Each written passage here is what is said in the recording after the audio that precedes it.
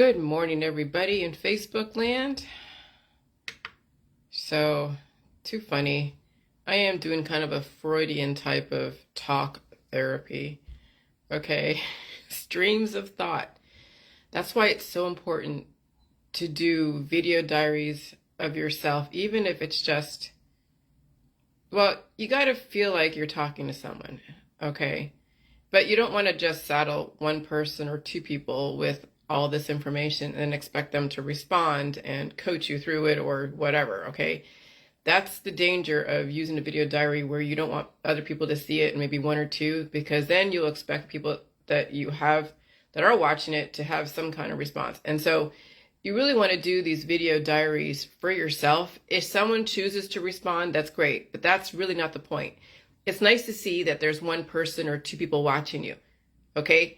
That's where I get a lot of the motivation, is that I see people watching or listening. Even if they don't, it's fine. If I'm coming on at a point where no one's on because it's Sunday night and everyone's hanging out with their family, I'll still talk to my phone. And I know someone will watch it at some point, and that's fine. And so this is really for you. This is so you can hear yourself, so you can listen to your monster, and you can draw connections, and you can be aware of things, and you write stuff down if you need to. And then you cover something later if you need to. You make connections. And so Freud really had something where, when the whole thing with Jung and the archetypes, people don't become archetypes unless they're programmed. And since we have such long lines of generations of people who understand programming from antiquity, even if you don't have a long line of generation and you were a test tube baby, you still came from somewhere, and it could be a mishmash of DNA that had so many different programming. And so then, someone programmed you to be a lover, a hater, or an entrepreneur, or a saver, or caregiver, or whatever. Okay? And so that's the programming of our society, is the Jungian archetypes. But then when you want to speak to the memories that are right now at the surface and through layers of strata, like we see geological strata and you see all the different activity that happened a certain amount of years ago, you got to keep peeling back those layers. And it happens through releasing through the poop, getting sick, and dealing with those B cell memories. And they are biological, they are physical, and they are psychological, intellectual. Okay, there's a whole lot of strata that needs to be exposed. And so it's a process. And so some right now are just dealing with the psychological, well, some psychological, but a lot of the people deal with physical. They're just dealing with the physical because they've been doing J-juice for such a long time. They stayed cured, so they kept all that programming within. Now I'm telling them, of course, to get off the J-juice. I've been telling you guys that, and some of you are listening.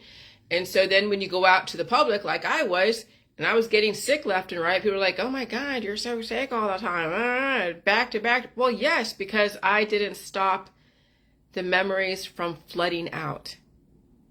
And yes, memories are physiological. They are the mucus. Okay? Memories are not just, oh, I'm thinking of a time or a place. And no, memories are also physical. And they're also painful. They're also proteins. When I'm hawking out loogies in the bathtub and all that stuff, and I'm really just getting everything going and purging out, I'll tell you, when you see the infection still in your loogies, because you know that I'm dealing with psychological stuff now, and that also is infection. Okay? Because it's been a few weeks since I've had the COVID and that pneumonia type of co-infection. And so now with all of this stuff, with the childhood stuff and whatever, now those memories are coming out, and it's coming out in a protein hawking up loogie form. Okay? And so, yeah, let me tell you, you will know when you hit the tipping point of your demons is when you finally get to a point where you look relatively like you did when you were in your 30s. You don't look like you were sick or you've had, and you think you're well, but you're not. Because there's still that beast that's lurking within. And maybe you know it, maybe you don't. The indicator for me was that I just was feeling tired. The feeling tired in the middle of the day and all of that was telling me that I'm not fully figured out what's going on. And so it takes sickness to bring out the things that you're not even aware of. Okay? Because there's things are in the background. I knew that my childhood shit was in the background. I mean, all these memories of shit back when I was 19. I mean, I'm remembering them right now as if they were clear as day, as if they were yesterday. But it wasn't, the way I am right now was nothing like I was before. It was not like I was before I got sick with that co-infection, where I was really freaking tortured. And so, yeah, so that's why you have to bring on the sickness. The sickness is the release. The sickness is you being set free from the layers and layers of traumatic programming and trauma and memories and things that the medical holistic system done. Maybe your parents, maybe someone in authority, peers, okay? And like I said, you will visit the darkest days of your life. You will visit the darkest days of your life. Some of you can handle it because you've already laid the groundwork. You've already done a lot of work on yourself. And so you have that capacity. Some of you have never, ever, ever, ever, ever dealt with any of your issues. And so then when they're coming to surface, you don't know how to deal with them. And so you self-medicate again. And I know that's what's going on with some of my Jilly Juice crowd. They don't want to feel the pain, so they just stop it right away. So they don't even get to that point of the psychological trauma, if they even can admit that there's been psychological trauma in their background. And that's why when someone says that they don't feel that everything is fine, they've dealt with their cancer, they're in remission and no health issues since, and I had to take her out of the group, she's not ready to deal with the psychological trauma. She's not ready to deal with, you can't make somebody deal with demons that are not prepared to deal with the demons. And so when someone comes into my group and they do get a certain relaxation of their cancer, okay, but that again was a false sense of security because there's still shit lurking in the background, and it'll take another variant that'll wake up the beast, and then she'll think she'll have some kind of issue and she'll use J juice to stop it. And okay, that was a couple years ago. That was the world a couple years ago when we were competing with the medical holistic industry for the cures, and we were selling our cures to each other. And that was the whole Dr. Phil show. But it has evolved. And some people will not evolve. They will not want to feel pain. They're not prepared to feel the pain. And I'll tell you, cancer, disease, and chronic illness is the defense system. It is a front for the body's defense system against it being attacked by people, places, and things. And it could be the antibiotics, medicines, surgeries, somebody harming you at some point, and you built a defense system against it. That's what you have to see. That's what all this shit, that's what the monster is. It is your body's defense system. So do people have good intentions when they start off something? Most likely within, but then the monster and the greed, most likely. But I hate when but the monster and greed and all of that goes along with it, takes over. Okay? So, I mean, did my mom and my parents have good intentions? I'm sure they did on some level, but then they have to know, here's the thing. When you're doing some kind of program from academia, they tell you, they prepare you. I know, I could just see the professor or the program administrator back in 1970s, 1980s tell their students, well, you're going to have to set yourself up to have some kind of law background because these children and whatever, if they even survive their childhood and their adulthood, they may want to come back and sue your ass for all the shit that happened to them. Okay? You're going to find it. They're going to hate you. Your children are going to hate you. Okay? Okay. And that's the thing. Is there a fine line between somebody respecting you and somebody hating you? And respect, I've seen people just let their kids just do whatever, and the kids end up to be entitled, selfish children, or people have such the hammer thrown down at them all the time that then the kid hates the parent. And is there a happy medium? That's what I want for us to figure out in the JJ world is, can we respect our kids? But you have to get the beast out, because how can you reason with a child who has hormonal imbalances? You can't. You can't even talk to some children out there because they're so in their own game, because their parents have the game. And so if you really want to reason and instill some kind of self-control with these children, they have to be respected. The beast has to be let out, and it has to be done in a safe space, and you have to provide time for them to heal and to grow. And I'll tell you, public school, even these homeschoolers that are hanging out with everybody and doing all this other shit ain't gonna help these children who need to become whole again. It's gonna take a really fucking awesome parent to bring up a kid in this society, a whole person, with absolutely no issue and predispositions, that has the capacity to deal with different viruses that they're going to come across, and the idiots that are out there, they're going to go and try to take resources from them. It's going to take an awesome parent to raise that kind of child. And I don't think they exist, because we barely even scratched the surface with the JJ world. We haven't seen, except for myself, people really hit the fucking wall and hit the tipping point. Because right now, people who are even getting to that point already have kids who have already this stuff instilled in them, and that's going to be hard to break. Okay? And so ABX blocks nutrition, develops a monster. So trauma programs the monster, and your body will develop memories and more memories from every single traumatic situation. So how do I know that ABX blocks nutrition and blocks your body's ability to take on new information? Because it destroys the gut health and develops a defense system, and that develops into a monster. And that develops is a monster into the monster. And so even though, yes, you have 50, 60, 70, 80, 90 years, or let's say 30 or 40 years of growth, 50 years of growth, but people start declining in their 30s, even in their 20s.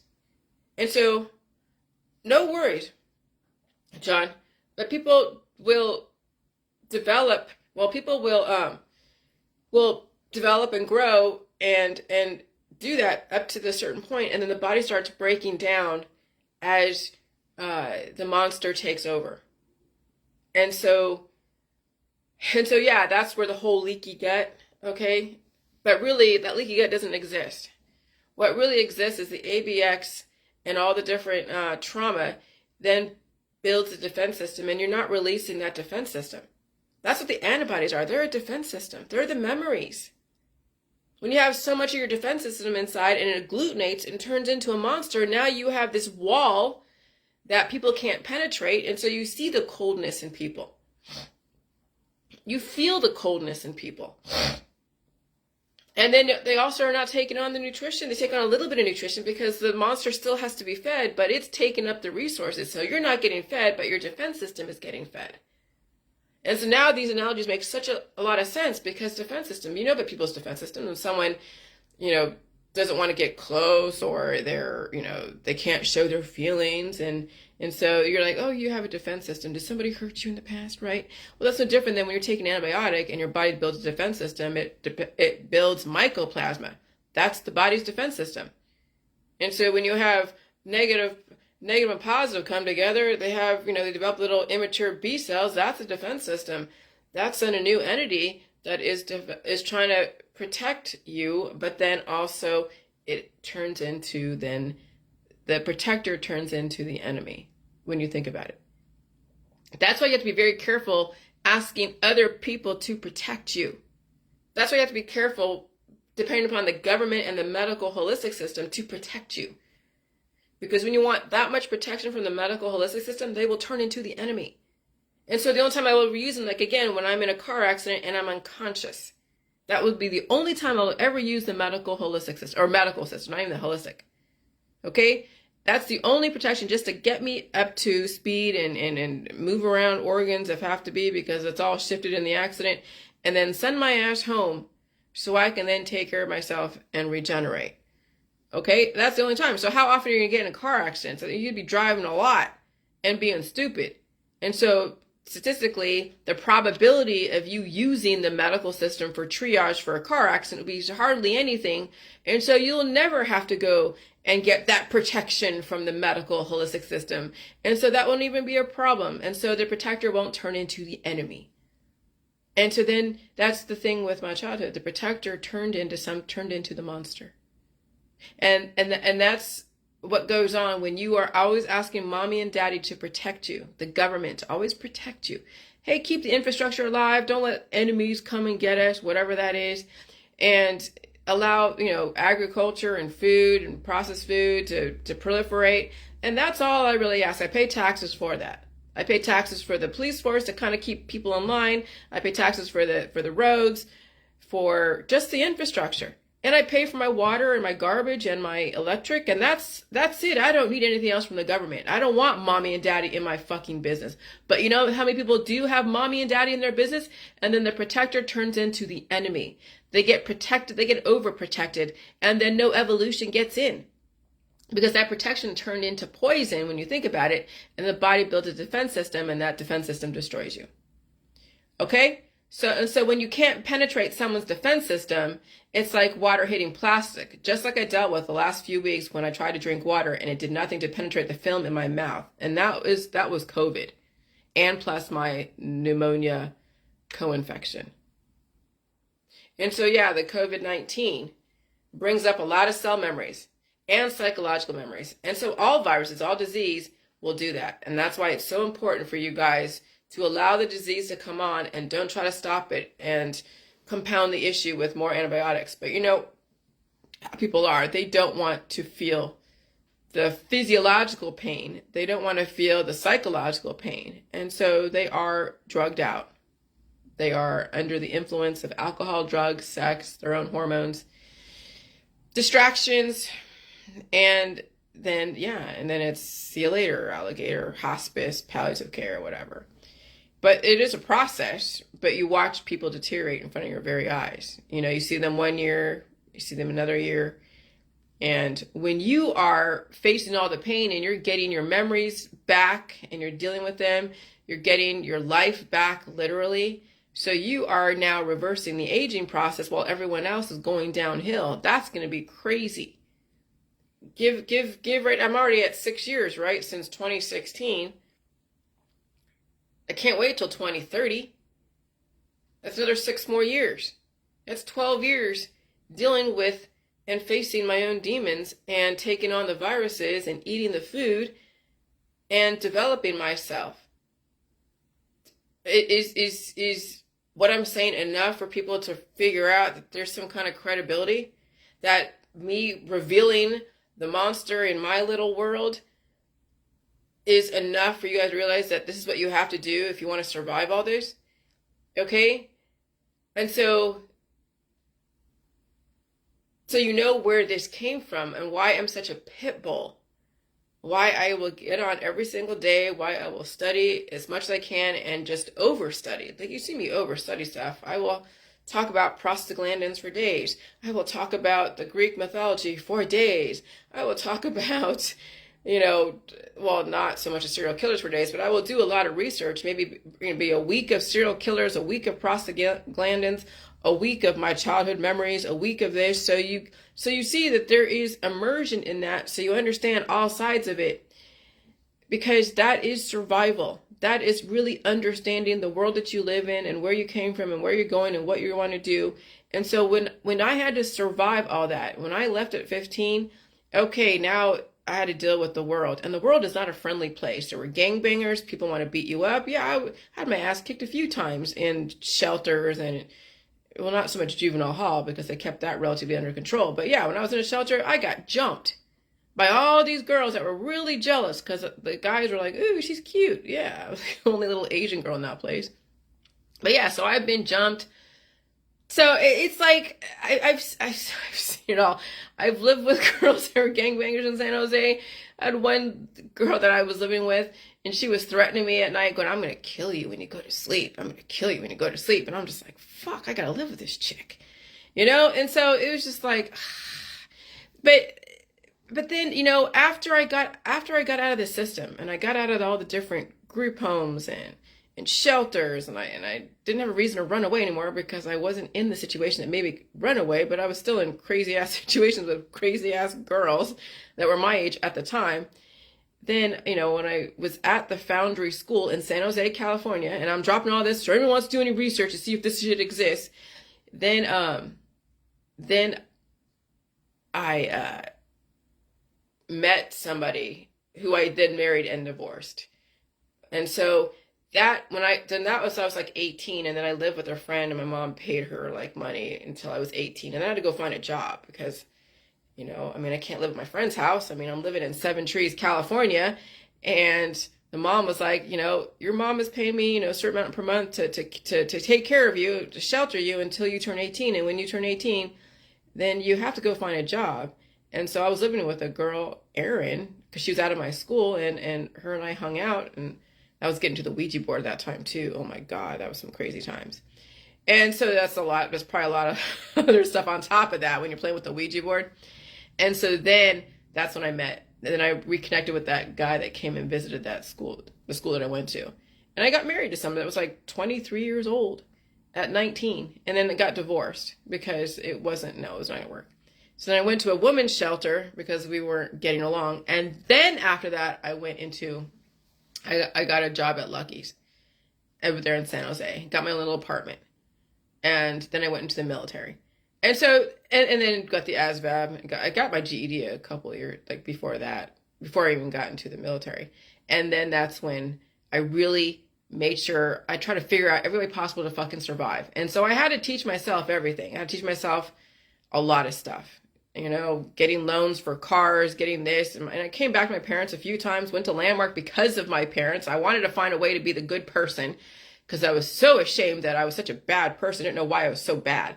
And so that's why Landmark education came around. And then, yeah. And so it's like, and so when you want to survive and you want to fit in, you'll do everything you can to survive. Not everybody gets it easy. It has parents that will. If I had parents that gave me everything not gave me everything, but if I had nice parents that guided me into a job, into a career, and they weren't doing crazy ass experiments on us, they would still give me antibiotics. But I was so sick back then that any antibiotic I would have been sick anyways, and who knows? So who the hell knows? So the fact that I had to fight for my life just through all the experimentation probably saved me, even though that's crazy. Would I have survived in another household that didn't have that kind of training? I doubt it. So that's the two sides of it, okay? So not that I'm trying to get sympathy, no. I want you to see that there's so much to this world, that it's not just black and white. It's not like if I went to another family, I would have the best life and be amazing. No. Maybe all that crazy psychological abuse saved my ass. And maybe it's what gave me the impetus to live, okay? But it's still devastating. It's still trauma. It's still something you have to get over, because it will jade you and color your and filter everything. It filter everything through just crazy shit. And so if you want to survive, no matter what cards were dealt to you at the time, you have to face every single trauma, whether it's right or wrong, or if it was appropriate, or if it was, who knows? But I have to also consider that if I hadn't had that kind of upbringing, would I have survived my childhood diseases? Because, when you're that skinny, and I probably was really sick, okay? There's no pictures of me. My mom said that she didn't take pictures of me when I was sick because it was really bad, only like a little bit later on. And I believe that, okay? Because when you get a baby from Vietnam, shit. The shit that these kids go through in a war zone. Okay? But then what happened? Where did things fall apart? Well, because I didn't take to whatever programming that was planned for me. And the more that I was being told to be programmed in a specific way, academically and anywhere else, the more I resisted, the more things came down harder. The more I resisted, things came down harder. And then I said, fuck it, just kill me. But she wouldn't kill me. But I would just be like, I'll just take it. I'll just fucking take it. Yeah, I lied. I didn't do my homework, and my mom would give me. She knew that I was lying, and she'd give me every opportunity to come forth with the truth. And I said, fuck it. I'll just enjoy this weekend, and then come Monday when she finds out, when she calls my teacher and knows that I lied, I'll just deal with the punishment. And so I actually even voluntarily taken on punishment because I didn't give a fuck. I just didn't give a fuck. I just gave up and just said, hey, and so that's what many of my years where I'm surprised I survived with the people that I hung out with, boyfriends that I've been hanging. Oh my God. Some of them could have killed me. I was in a situation where I could have died and no one would have known. And they could have buried my body in the backyard. No one would have known because no one knew who I was. And that was actually in the early 2000s. And so, yeah. And so, but then eventually a part of you still wants to survive. So even a part of you is self-destruct. Another part of you wants to survive. And then that's where the fight between good and evil comes from. And good will eventually win if you still have the impetus to live, if you still have the desire and the drive to live, no matter how much is thrown at you, no matter how many mistakes you've made, no matter how many towns you run away from or go to, you will get through. And so, I'm glad that my husband and I got together. He had no idea what he was in for, but it's not for the bad. If anything, I enhanced his life. Okay. If anything, I enhanced his life and he has enhanced mine. And so now finally, once I put down some roots, then it was time to deal with myself.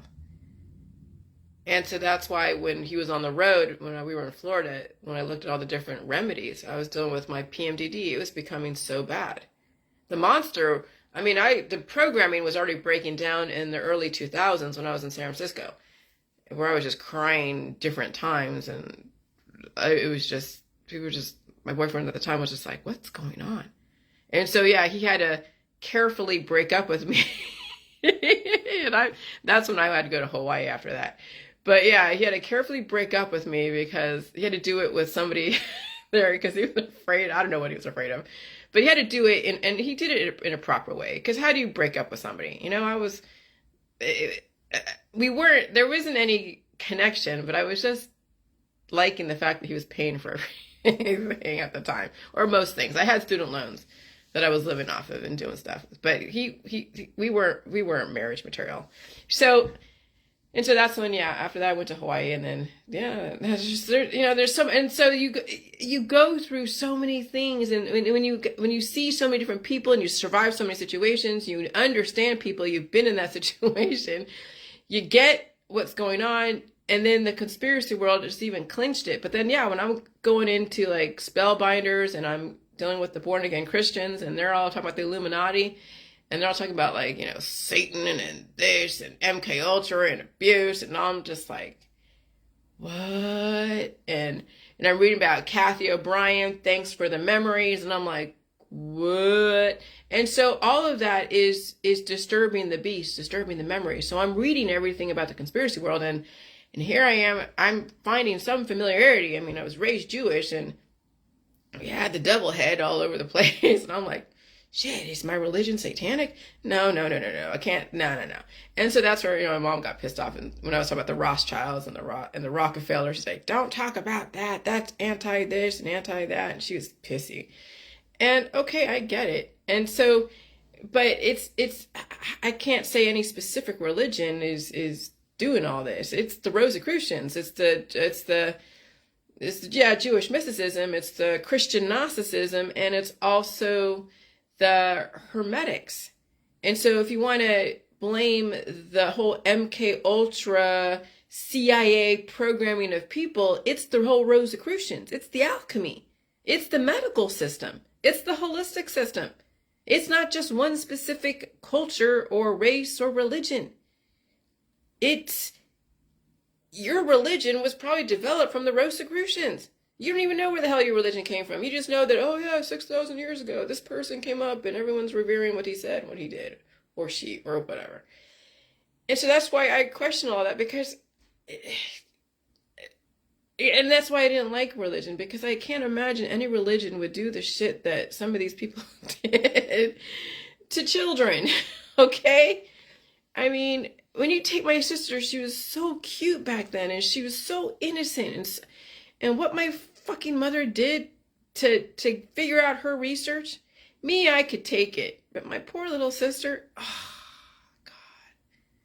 God. And then it turned me into a monster too. But not that I really hurt my, but I psychologically probably traumatized my poor sister because I used fear by saying, oh, if you don't do this, I'll do something where I can then blame you again.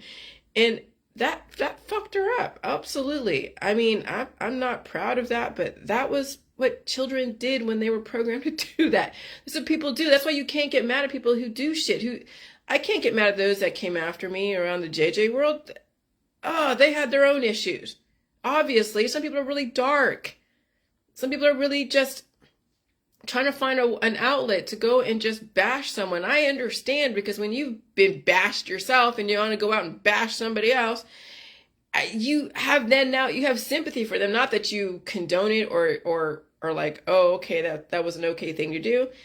No, but where all the cancel culture and people attacking each other left and right, whether it's physically or emotionally or psychologically, that's where it comes from. It happened in childhood and it'll happen in adulthood. We are just a bunch of young children that were allowed to grow up but not really mature. And so you see that all over Facebook. That's why Facebook has the community standards, because we have a bunch of adult children that don't have any boundaries, that will go and attack you if given the opportunity. Okay, so then I understand now from that point of view that why people do what they do, because you have to understand yourself. You really do. And so that, so then you can really, if you known that this was done intentionally, then yeah, you can blame your parents. But that's it. You can blame them for certain things and then fill in the gaps, acknowledge it, and then move on and make your life better. Do I hate my mom? No. I have a lot of respect for her because she's smart as hell, smart as a fucking whip, strategic as hell. She had to be. When you are doing something that you know is going to have a backlash at some point, psychologically, physically, whatever, you have to set up everything and put into place all the different roadblocks. So that way, when you want to turn this way, the person that is dealing with the roadblocks has to then strategically get around those roadblocks. And if you can't, then that person, the one that develop that infrastructure of the roadblocks. And I don't know if I even explained that correctly. But when you are instilling your programming in something and then eventually you know it's going to come back on you, you have to put in productive measures. And that's strategy. That's thinking ahead. That's where I get this shit from. And, well, yeah, because now that I look back on everything, where I felt like it was my fault and I wanted to get back and be the good daughter that I wasn't. Why wasn't I a good daughter? It wasn't like I was a bad person, but that's how things were made to be. Then I see the strategy. Then you understand strategy. Even if it's at the gut level, not like you intellectually, subconsciously know it, you subconsciously understand strategy. My eyes are going cross-eyed.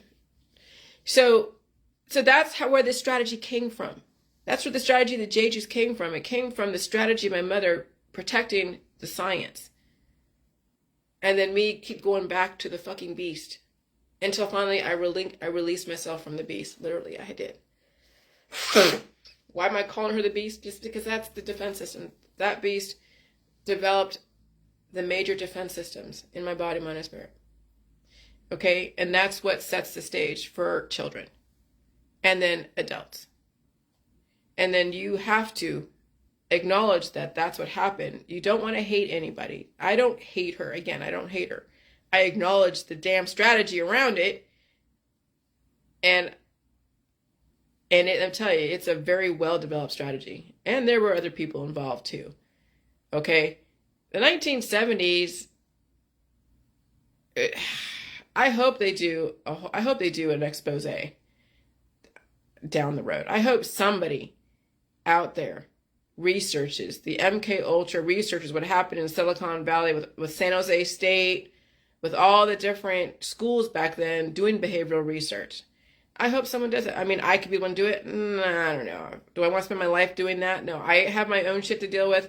I have the Jilly Juice. I don't need to go back and try to, bring justice. Like, that's what I see on these Netflix videos, is that these people that were a victim of something, they go and do all the research to go and try to bring someone to justice. They go and hound the scientist or hound the people they thought did something, and that's how they spend their whole life, is looking for justice. No, I want you guys to move forward. I don't want you to live in the past and look for justice and try to hold everybody accountable. No, speaking out about whatever is holding people accountable, and also you're getting it out and helping other people move forward, because some people have this locked inside. Some people have this shit locked up inside and they don't know how to release it. And this is how you release it in a proper way without taking anyone down with you. And then you understand the world you live in, and then you don't get involved when people are talking smack. Like, I have people talk smack when I go on these public pages and comment about like bugs or something. And I just said no, because they were talking about mealyworms and eating mealyworms. And I just said no. And then someone goes on there, hi, you have anything to talk about health and wellness, jelly juice person? And I just blocked the person. I didn't even have to go. I didn't even want to go and explain where I was coming from. I was like, whatever. I know where that comes from. The fear. See, when your own mother instills fear into you, imagine people think that salt, they're so fearful of salt, but that's just a projection from their own fears in their world, and they're afraid that jelly juice is going to hurt you or kill you. No, it's just salt water, and you have to deal with your pain. And if you don't support it correctly, then you're going to die anyways, because people die anyways, right? They don't support their pain correctly. They take antibiotics and get surgeries, and then they do all their oncology, and then down the road, they don't live anymore. So, you have to support the pain effectively and correctly. And so then I just don't really have any energy to go and defend myself on public pages or even say anything in response to that person. I'm like, you don't waste your time.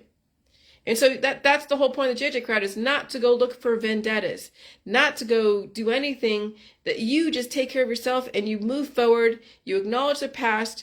You'll never do that to anyone in your world.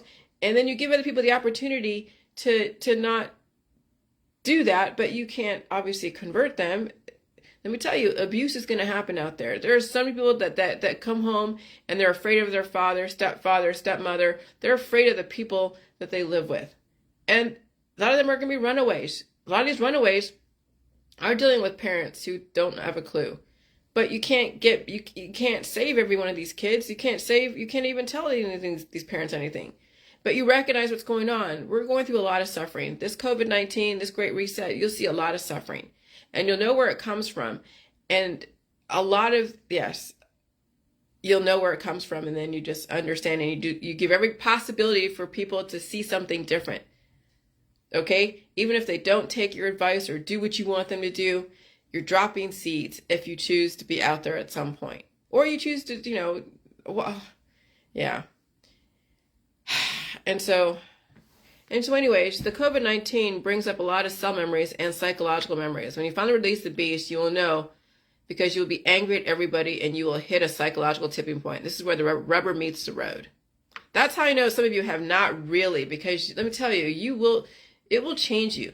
Yes, people will feel sickness. They will feel the stuff that I felt, but there's so much more. And I can't project and tell someone that they have more psychological trauma or more of this. I can't say that. I don't know. So when someone says, okay, I felt the COVID, I was feeling this, all these different stuff. Okay, that's great. And you get that you're going to have to feel that. But is the big one, have you experienced the big one? Remains to be seen. Right now, that's where you're at. Things are good. Okay. When the big one happens, if there is a big one, I can't assume there is, but when the big one happens, you'll know it. And then you'll be like, okay, now I get it. So you can't really tell someone that they haven't reached the big one, because in their world, maybe that little COVID thing was the big one for them. But I know the layers of strata and the programming and the trauma people have undergone, and all the genetic predispositions, that there's still more to come, and you're just like, okay, just do, at least now you're armed correctly and you know what to expect. Okay. So when I was 19, I did everything I could to figure out where I went wrong. What could I do to repair the relationship to my parents and myself? And so, yeah, I used landmark education to understand the beast and forgive the beast. And so I may have gotten a little help and had the ability to move forward a little bit, but the beast still was within me, and I still kept inviting the beast into my life. See, landmark education was great course, but it was still out of the 1960s again. And actually, Polly Klaas's father, Polly Klaas is the girl that was murdered by Richard Allen Greer over there in Petaluma. And he was very angry at Richard Allen Greer. And I wouldn't blame him, of course. When your daughter is murdered by some psychopath, how do you get over that? And so someone recommended Landmark to him. And one of the things about Landmark is that you forgive those that have done transgressions against you. You forgive and you understand that they were a child, they didn't know any better, and all this other stuff. And he couldn't get behind that. And I wouldn't blame him. Sometimes you just can't forgive the beast. But since the beast was my mother, and you can't hate your mother, right? They say you're not supposed to hate your mother. And so you hear it all over the place. Oh, you got to love your mother, cherish your mother, love your mother. It's all over fucking Facebook. All these freaking love people. You got to love your mother, love your father, love your mother. And here I am hating my mother. I can't live my life that way. When someone says, hey, where's your parents? Oh, I hate my parents. They're going to think you're fucked up. And so then I had to figure out, okay, and that's where that web of trapping you into not acknowledging the past, into not knowing, into not researching that shit. And I would have known at 20 or whatever to do that. So I said, okay, I'll just go and try to please my mom.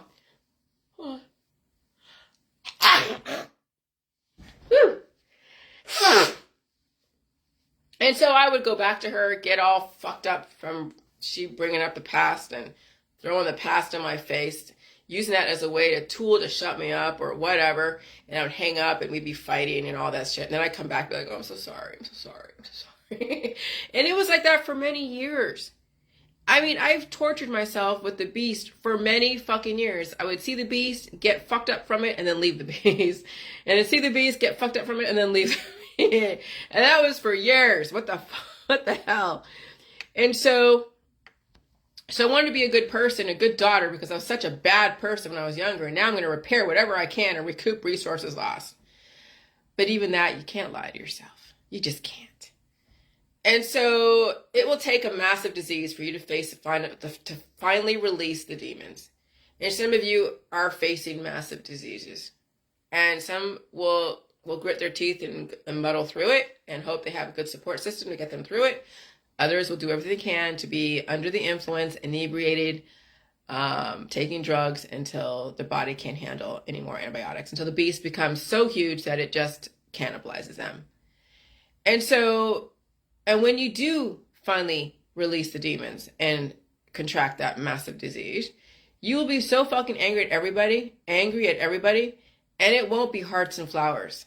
You won't be minimizing your experiences. Let me tell you, people in my JJ world, when they give me their testimonies as far as what they felt or whatever, and they're the same people, and it's no offense to you guys, but let me tell you,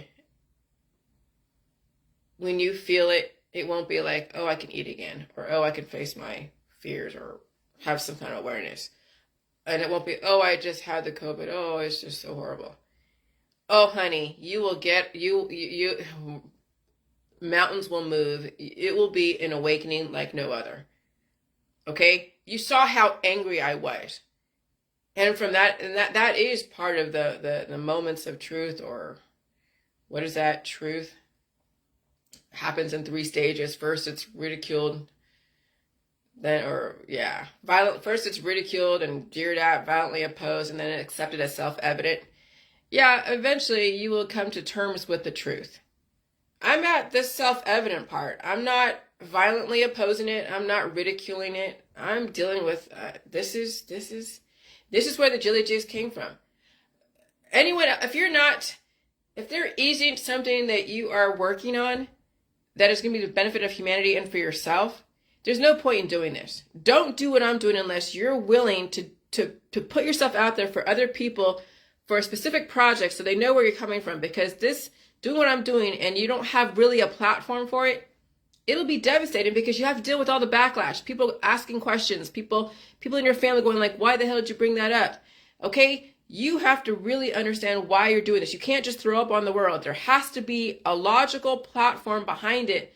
So that way you're putting this energy and channeling it to something that's going to be amazing for not only you, but for everybody else. Because if you're just throwing up on the world, then you're being selfish. You're just releasing and that's it. There is no benefit to them.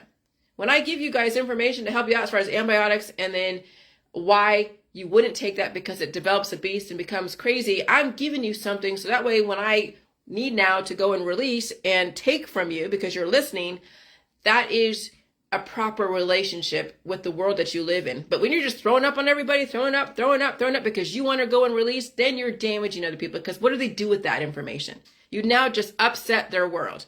You've upset you. That's why my husband and I don't talk about this a lot, because I think when I figured out that when I read the Fritz Springmeier, how to develop an undetectable mind control victim, and a lot of that stuff was like, oh my God, that's what I dealt with. Oh my God, that's what I dealt with. And then I realized that my mom was doing it intentionally. And then I told my husband, like, my God, it was intentional, Jason. It was fucking intentional.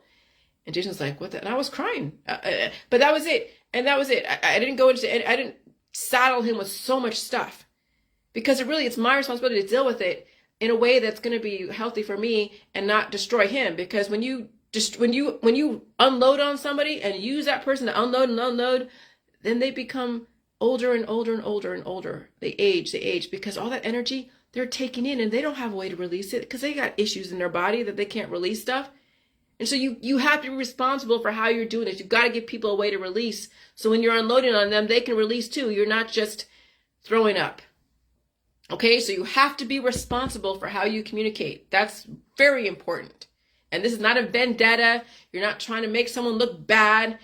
You're just really just, and sometimes some people's situations are so extreme that you can't help but sort of paint that person in a bad light. But again, there's always a silver lining. Things back in the 70s were done very differently, just like the S program back in the 70s. They were militant. S program, that was Landmark Education's predecessor. Okay, Landmark Education was now built for the times for the 2000s. And so the S program was for the 70s, and it was militant. It was downright militant. It was harsh. And so then, yes, the whole MK Ultra, the harsh, the corporal punishment, all that stuff. And so those were the times in the 70s. You had the love, love, love, and then you had the hammer, hammer, hammer down. So yeah, I was a product of the 1970s, of course. I was born in 74, came here in 75, right in the middle of all that shit. The peace and love and all that, and all the serial killers that were coming out, helter skelter, and then the 80s and Night Stalker, and oh my God, okay? So I'm a product of my time. Okay, so you don't want to paint anyone in a bad light, but you have to understand that they were a product of their time. Was it right? Was it wrong? And are they ever going to admit and acknowledge and apologize? Absolutely not. I don't expect it. Never will expect it. Okay? And so now this is more for you, but for the world. So when you are dealing with your stuff, make sure that somebody else gets something from it. That they're not just a vessel that you're just filling with all of this negative energy, that you give them a way to release whatever you're unloading on them. And so that's the Jilly Juice world. If I'm going to unload on you, you must have a way to release. You must get something from this conversation. If not, then I'm just being selfish yet again. And I'm not going to be selfish. I want you guys to find a way to move forward from whatever it is that's plaguing you. So, all right. So it will take a massive disease for you to face to finally release the demons. And when you do, you'll be so fucking angry at everybody, and it's not hearts and flowers. But you can get through. And you will get over it, and it will be amazing if you can handle the pain, the energy, the memories. And so psychological memories are no different than your physical memories. Okay?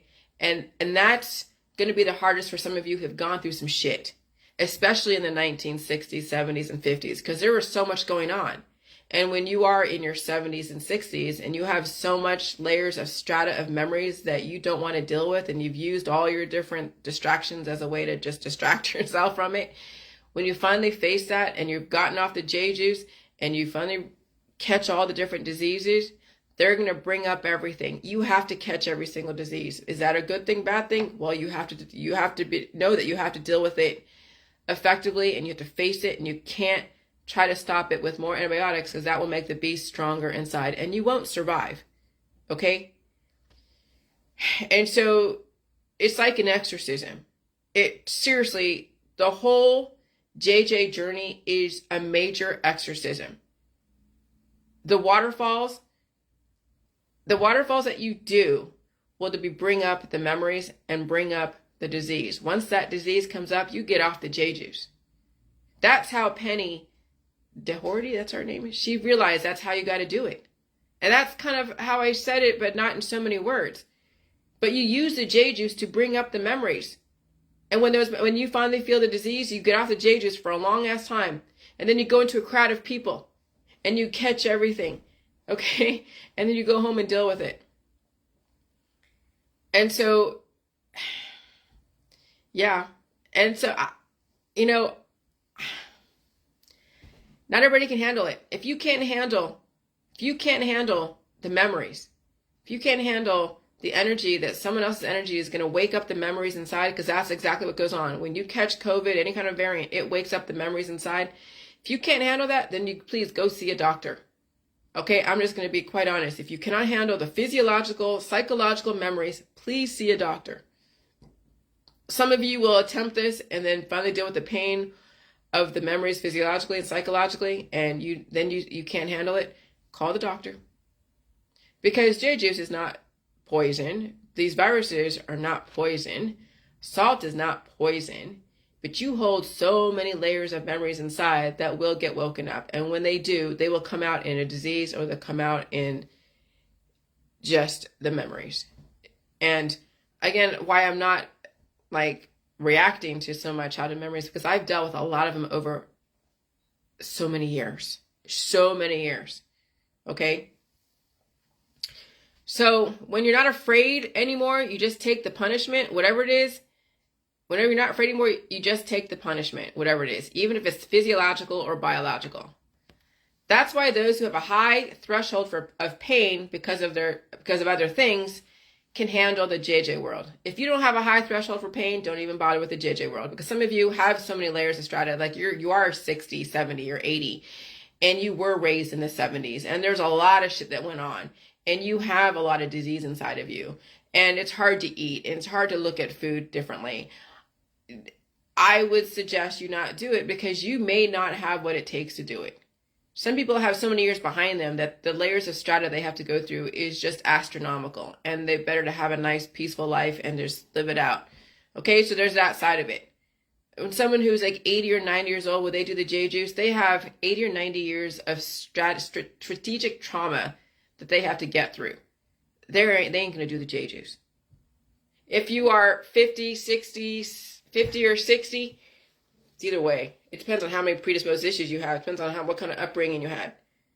Okay, when you're like my age, when I started this, when I was 42, you'll be dealing with some shit. And you're older than that, you'll be dealing with some shit. Younger than that, you'll have some shit. Depends on how energetic your life was prior to the whole JJ world, and what kind of self-medicating habits you you got into. And that was also a trauma, is the self-medication, the pot, the alcohol, the rampant sex, the thrill-seeking adventures, the communal lifestyles. Okay. I mean, that will all come up. God. So we brought it on ourselves, and now we have to pay the piper, and we have to go through the process. So when you are fearless as a kid, over time, rebelling against the programming, eventually you'll be fearless as an adult, and then eventually be more discerning what you need to be afraid of and what not to be afraid of. Okay? And so the only thing I'm afraid of is, what am I afraid of?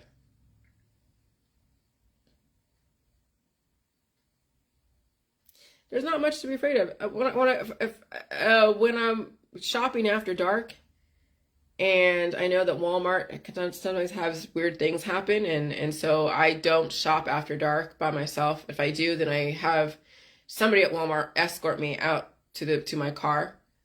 So that's what I'm afraid of, is just situations I can't control. if I'm like, if, you know, my husband was sleeping and he fell asleep and I had to go shopping and he fell asleep on the couch and I was waiting for him.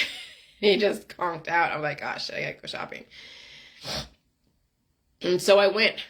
Okay, hold on. Jesus Christ. I don't want to be hacking it out in front of you guys, so I'm just gonna let it do this thing.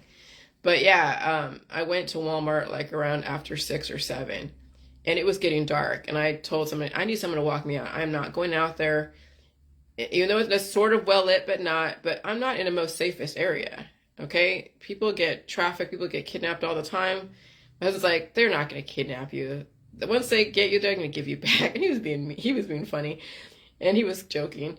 But I'm like, yeah, but still, you know, you just don't know. People don't know who you are, right? So they think, okay, ooh, easy mark, or they go and take your car. Yeah, so that's what I fear is situations I can't control. Everything else, I have strategies and backup plans and preparing for whatever. But those are the areas that I can control. Is my life, you know, my finances, my life.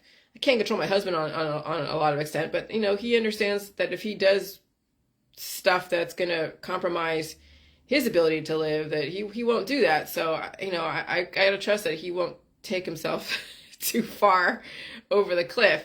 So there's a little bit of faith in that. But other than that, I really don't have any fears. When you think about it, I have no fear of pain, no fear of viruses, no fear of memories, no fear of what people think of me. I can give a fuck at this point. I really don't care. Because at this point, when you're 50 years old and you've gone through so much shit and you try to hide it all because you're ashamed of it, that's what runs you. And then you understand yourself, then you understand other people. Okay? And then the people are hiding behind all of their facades and their cancel culture, mean girl, mean boy shit. Okay, I've been there. I've been a mean girl, mean boy. Of course. I understand what you guys are doing or what you guys are going through. I understand the predator and the victim mentality because I was a predator myself when you think about it. How is it when you're a predator? Well, you're hunting for a man. You have to be predatory, not like in a mean way, but when you're hunting for a man, you got to pull out all the stops. You got to know how men operate. Okay? Okay, so when you are in survival mode, you are predatory. You are trying to get any resource you can, using every asset you have to get what you need to get to survive. Okay? And I've also been the victim. Okay, so anyone that claims that they're a victim, they also have been a predator. They've been a predator, or they'll be turned into a predator, either way. And so, yeah. So anyway, when you brought it on yourself, okay. So those who have a high threshold of pain, okay, here we go. So when you are fearless as a kid, over time, rebelling against the programming, eventually you'll be fearless as an adult, and then eventually be more discerning of what you need to be afraid of, what not to be afraid of. So I have no fear of pain at all when it comes to viruses and symptoms. I will not purposely inflict pain on somebody physically, and I'll try to be more gentle when possible, psychologically, and I will not tolerate anyone physically harming myself or anyone in my world. To survive the JJ world, you must have a threshold for pain, no fear of your body parts, trust all food, water, and you are resolved to get through the darkest days of your life. Because you will revisit the darkest days of your life. That I can guarantee. I can't guarantee a pain-free life until you visit and revisit all of Marley's ghosts. And that's the allegory. That was a metaphor, Christmas Carol. Because you will visit all the ghosts in your world. And some of them are great. And some of them are downright ugly. And these are the ghosts you must revisit. And if you don't want to revisit all the ghosts in your life, then you will work with the facade that you have. And there's nothing wrong with that, but recognize that's what's going on.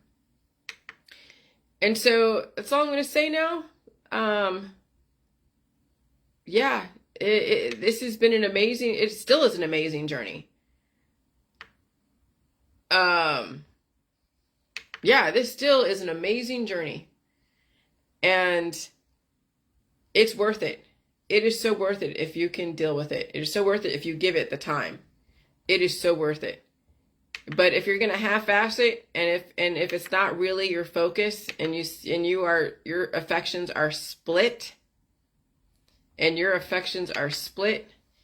you'll just torture yourself. You will just torture yourself. Okay? And a lot of people are torturing themselves. I think there's a few people that probably get it, but many are torturing themselves. And so I just say, you know what? You got to pick a world to live in. The facade or finally facing the demons and still get your job done. Okay? And I don't know. All right. Yeah, this is just, wow. Just such a relief just to get it all out. And again, you have to then provide the platform so you're not throwing up on everybody. Okay? There's got to be a reason why you are revealing everything that you're revealing. There's got to be a reason why you're using your friend as a vessel for you to throw up on. Because what are you giving back to your friend? That's why therapists get money. Because you're filling them with negative, torturous, traumatic memories that they have to go and process.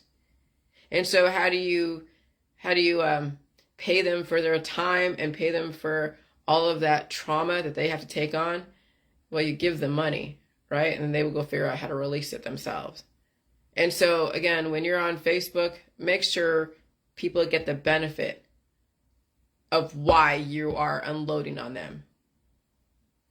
And that means if there's some seeds you need to drop around the JJ world, then fucking drop it. Tell them ABX, antibiotics, will cause your body to go into a defense system, and that's the monster that then gets programmed and traumatized by those around you and sets the programming. If you've been traumatized in your childhood and you're taking antibiotics for a disease, you are setting the program and making that monster huge. Okay? You don't give the gift of music to someone who has trauma because you're just now distracting them from what they have to deal with. They got to deal with the darkness. The darkness, they must face the demon. They must face the darkness, the beast. And they know they got to survive it. And so, responsible communication. Responsible communication. Okay, so it's good to unload, but make sure it's responsible. And again, I'm not always going to respond to, once the first beginnings of your doing stuff, okay. But that's why I want you to have a wider audience. So that way you're not unloading on someone that has to go and process that and has to respond to it. I want you guys to learn how to unload and be responsible for it and not expect feedback. Because eventually, if you want someone to respond to it, then you're going to write a book. And you're going to say, why am I writing this book? Because I'm a stay-at-home mom who fed her kids all this stuff, and I didn't know any better, and I was part of this and a part of that, and I don't agree with how I did stuff back in, 20 years ago and all this other shit. And so the title of your book could be like, Tales from the Household Mom. I don't know. But that's the thing, is that you got to come from a specific place. Tales from a hippie chick that finally realized all the shit, everything I ever believed in was absolutely for naught, and it didn't help humanity. It actually hurt humanity. I mean, that's the thing, there's things that you could do to help humanity so they know that maybe the hippie lifestyle isn't exactly the most effective lifestyle, and that there are so many demons in the hippie world, so many demons in the commune world. Oh my God. Okay, so there's a way to upset the apple cart and do it effectively and still help people and still help yourself. So it's not a selfish venture. That's responsible communication. And that's why I want to see you guys eventually, when you finally figure out your own demons, how are you going to help yourself? How are you going to help humanity? It's not just helping yourself, it's helping humanity. If you can't do both of them, then stay silent. Because I don't want you to make this a selfish thing. I want you to make this something where you take care of yourself and you take care of other people in a way that is not hands-on. That you drop seeds of hope without taking so much from them. Okay?